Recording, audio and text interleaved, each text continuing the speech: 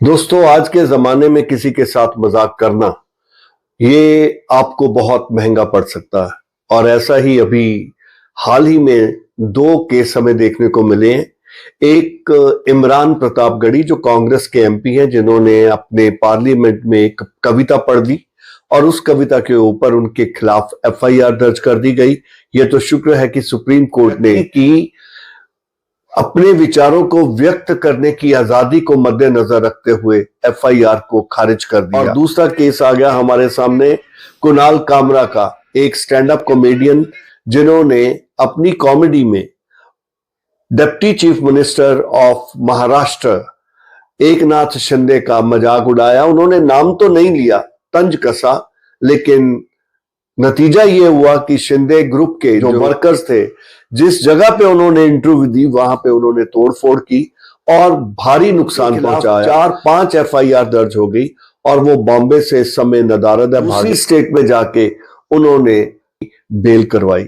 हद तो तब हो गई जबकि शिंदे ही ग्रुप के एक मिनिस्टर ने यहां तक धमकी दे दी तो इसको घसीट के लाकर शिंदे साहब के पांव में गिरा देते और जो हम ये हाल करते। मतलब मिनिस्टर होके ऐसे ऐसे थ्रेट करना, ये कहां की प्रजातंत्र है।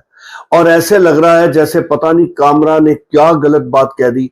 जो बात उसने कही, उसने तो किसी का नाम ही नहीं लिया, लेकिन इससे ज्यादा उद्धव ठाकरे और उनके बेटे ने ज्यादा बोला और यहां तक कि शिंदे को गद्दार कह दिया। कि आज की सरकारें हमारी इतनी संवेदनशील हो गई हैं, वो किसी प्रकार का तंज या मजाक या कटाक्ष बर्दाश्त नहीं कर सकती। मेरे को राहत इंदौरी साहब याद आए। 1975 में इमरजेंसी के दौरान उन्होंने एक तंज कसा और उन्होंने कहा कि सरकारें चोर है। बस ये कहना ही था कि दूसरे दिन उनको थाने बुला लिया गया। कहते जब मैं थाने गया तो थानेदार ने पूछा, राहत जी कल आपने कविता पढ़ी है कि सरकार चोर है। उन्होंने कहा जी मैंने कविता तो जरूर पढ़ी है कि सरकार चोर है, लेकिन मैंने ये नहीं कहा कि पाकिस्तान की या हिंदुस्तान की या बांग्लादेश या श्रीलंका की कौन सी सरकार चोर है। तो थानेदार ने जवाब दिया, राहत इंदौरी साहब क्या आप हमें इतना मूर्ख समझते हैं? क्या हम नहीं जानते कौन सी सरकार चोर है? आलोचना भी की जाए, लेकिन जो सही है उस चीज की आलोचना की जाए। आलोचना इसलिए नहीं क्योंकि मैं व्यंग कर रहा हूं, मैं कॉमेडी कर रहा हूं और कॉमेडी में अपनी वाहवाह लूटने के लिए मैं कुछ ऐसी बातें कह जाऊं का गलत मतलब निकल जाए। उदाहरण के लिए पीछे अभी कुछ हाल ही के दिनों में एक हमारे स्टैंड अप कॉमेडियन ने बड़ी अश्लील बातें अपने माता पिता के बारे में कह दी कि हमें माँ बाप को ऐसे ऐसे करना चाहिए, और वो एक बड़ा आलोचना का विषय बन गया। ऐसी कॉमेडी किस बात की जिसमें वो हमारी मर्यादा, अश्लील चीजें जो हैं उनको हम आगे लाके अपने आप को ये साबित करने की कोशिश करें कि मैं बड़ा अच्छा कॉमेडियन हूं।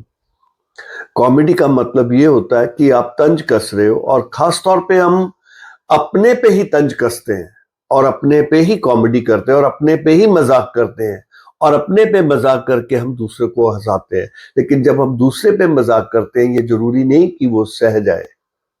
तो हमें देखना होगा, हमें हर जगह एक बैलेंस लेके चलना होगा, लेकिन फिर भी हमें ये भी सोचना होगा कि सरकारें अगर इतनी संवेदनशील हो जाएंगी तो सरकार का काम कैसे चलेगा। डेमोक्रेटिक सेटअप में एक बड़ा अच्छा तरीका है सरकार को समझाने का, और कवि तो हमेशा ही आलोचना करते आए हैं।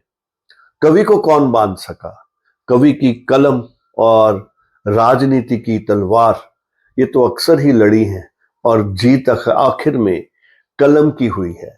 तो हमें फ्रीडम ऑफ स्पीच जो है इसकी तरफ ध्यान देना चाहिए, क्योंकि जहां पर शब्दों की आजादी को बंद कर दिया जाए, जहां पर विचारों को समेट कर रख दिया जाए, एक डिब्बे में बंद कर दिया जाए, वो तानाशाही है, ना कि डेमोक्रेटिक सेटअप।